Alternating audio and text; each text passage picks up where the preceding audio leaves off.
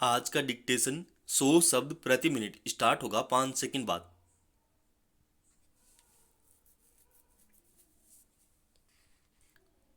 Start.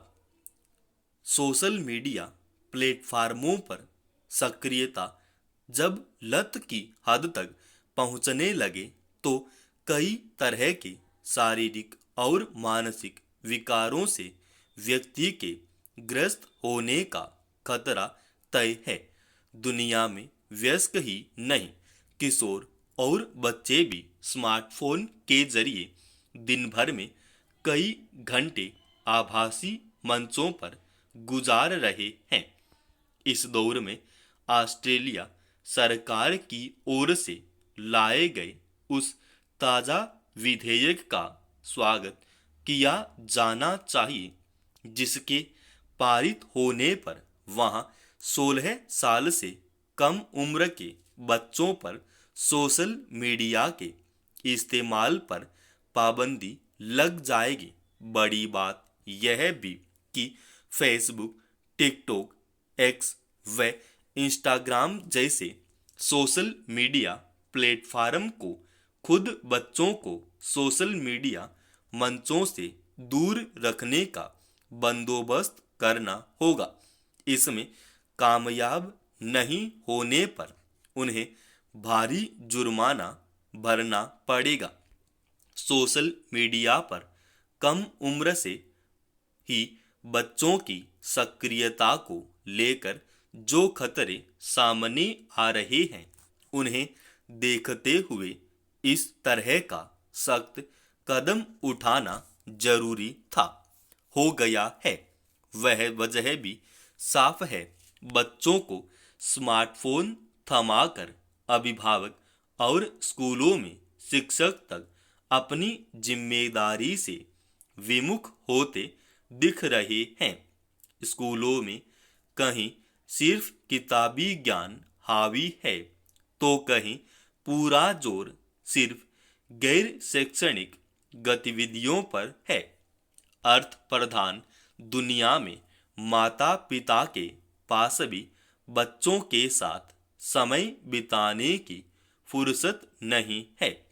इस तरह बच्चों का न तो शिक्षकों से और न ही परिजनों से ज्यादा संवाद हो पाता है।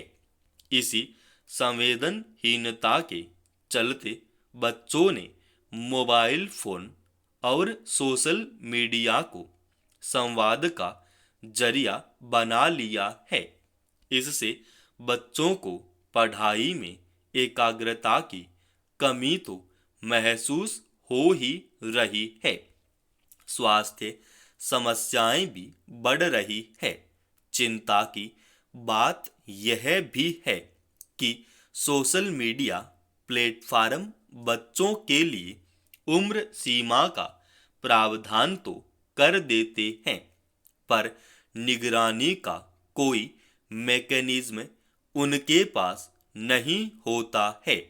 एक चिंता यह भी कि सोशल मीडिया प्लेटफार्म बच्चों को आकर्षित करने वाली सामग्री परोसने में पीछे नहीं रहते। ऑस्ट्रेलिया सरकार कानून बनाने जा रही है तो निश्चित ही इस प्रावधान को लागू करने का बंदोबस्त भी किया होगा। यह बात और है कि वहां भी बच्चों को सोशल मीडिया से दूर रखने पर सवाल उठने लगे हैं। यूट्यूब जैसे सोशल मीडिया मंचों को हालांकि इस पाबंदी से दूर रखा गया है। ऑस्ट्रेलिया की भारत में भी ऐसा ही सख्त कानून बनने की दरकार है। पर बड़ी समस्या यह भी है कि बच्चों की उम्र की तस्दीक किस माध्यम से की जाएगी, क्योंकि आधार जैसे पहचान पत्र के दुरुपयोग के खतरे भी कम नहीं है। वस्तुतः अभिभावकों की जिम्मेदारी बच्चों पर निगाह रखने की है तो सरकारों की जिम्मेदारी बच्चों के लिए सुरक्षित डिजिटल वातावरण बनाने की है। देश की न्यायिक प्रणाली को डिजिटल और आधुनिक बनाने के लिए पिछले कुछ सालों से क्रांतिकारी प्रयास किए जा रहे हैं। इसी क्रम में केरल के कोल्लम जिले में 24 घंटे चलने वाली ऑनलाइन अदालत की न्यायिक सुधार की दिशा में एक मील का पत्थर साबित हो सकती है। शुरुआत न्यायिक सुधार की दिशा में एक मील का पत्थर साबित हो सकती है। पूर्व प्रधान न्यायाधीश डीवाई चंद्रचूड़ ने अपने कार्यकाल में हमारी न्याय व्यवस्था को औपनिवेशिक मानसिकता से बाहर निकालकर लोकोन्मुखी बनाने के प्रयासों को वैचारिक आधार प्रदान किया। उन्होंने अदालतों को पारदर्शी और आम लोगों के लिए ज़्यादा सुलभ बनाने की नीति के तहत कई बदलाव किए।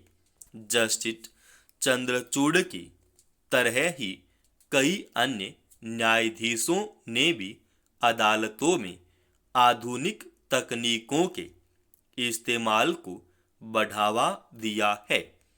इन प्रयासों के कारण ही ओडिशा जैसे अपेक्षाकृत पिछड़े राज्य में सभी अदालतें ऑनलाइन मोड में काम करने की स्थिति में आ गई हैं। अन्य राज्यों में भी अभिनयपूर्वक ऐसे प्रयास आगे बढ़ाए जा रहे हैं जो समय और धन की बचत करने के साथ साथ अदालतों तक आम लोगों की पहुंच को सुलभ बनाने वाले हैं। कोल्लम जिले में शुरू की गई ऑनलाइन अदालत में एक मजिस्ट्रेट और 3 कर्मचारी होंगे। इसमें कहीं से भी केस दायर किए जा सकेंगे। फरियादी, आरोपी, वकील या जज किसी को भी अदालत जाने की जरूरत नहीं होगी। सुनवाई व फैसले के साथ साथ कोर्ट फीस का भुगतान भी ऑनलाइन होगा। पुलिस को निर्देश देने वाले परिपत्र भी ऑनलाइन ही भेजे जाएंगे। इस सुविधा के बाद घर या दफ्तर में बैठकर भी मुकदमेबाजी की प्रक्रिया पूरी की जा सकेगी। ऑनलाइन प्रक्रिया में दस्तावेजों को डिजिटल रूप में संग्रहित करने से उनके खोने का जोखिम नहीं रहता है।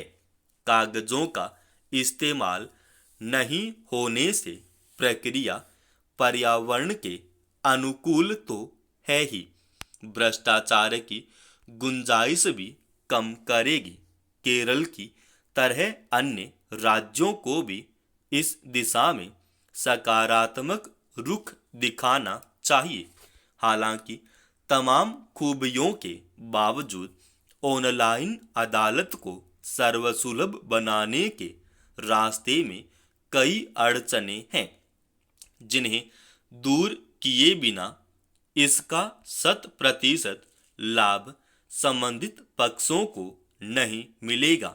इंटरनेट की कनेक्टिविटी, डिजिटल ज्ञान की कमी और साइबर सुरक्षा के पुख्ता प्रबंध न होना जैसी कई चुनौतियां हैं, जिन्हें दूर किए बिना ऑनलाइन अदालतों का पूरा लाभ नहीं उठाया जा सकता।